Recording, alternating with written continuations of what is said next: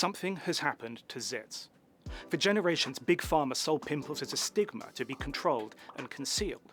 But recently, the $12 billion blemish market began promoting its treatments not using models with perfect complexions, but by showing the reality of acne vulgaris.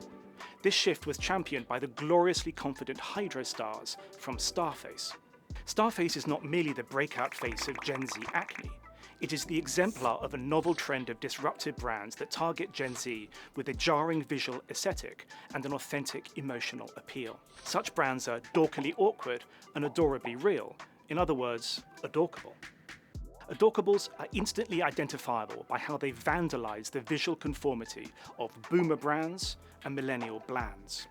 The Adorkable look is a lo-fi, high-camp, Snapchat, TikTok, K-pop, 8-bit aesthetic that revels in mismatched fonts, jarring colours and normcore photography. Its tone of voice is arch, ironic, meme-laden and disarmingly frank.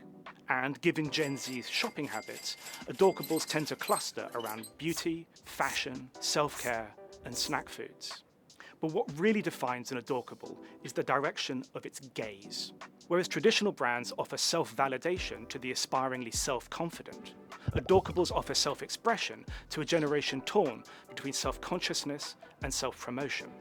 Gen Z lives an in-app life glued to the phones that impel them to consume, comment and create, a push-me-pull-you of shopping and sharing that baffles many boomers. Indeed, to generations weaned on branding's aspirational elegance, Adorkables are as discomforting as Bob Dylan going electric. Yet this discomfort is not a bug but a feature. If you don't get or like Adorkables, you're not the target. One parallel is the anti-loitering device Mosquito, which blasts a vexatious ultrasonic tone, audible and irksome only to those under 25. Adorkables do something similar with the visual spectrum, but to lure a generation that sees very differently. But while Adorkables may be radical, they're far from revolutionary. Adorkables don't want to smash the system, they simply wish to repackage it for a quirky new generation. And so many mainstream companies are now stumbling to mimic Adorkable memes and ape the Adorkable voice.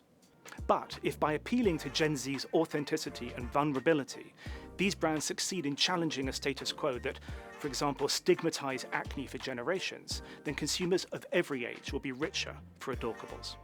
I'm Ben Schott, the branding and advertising columnist for Bloomberg Opinion.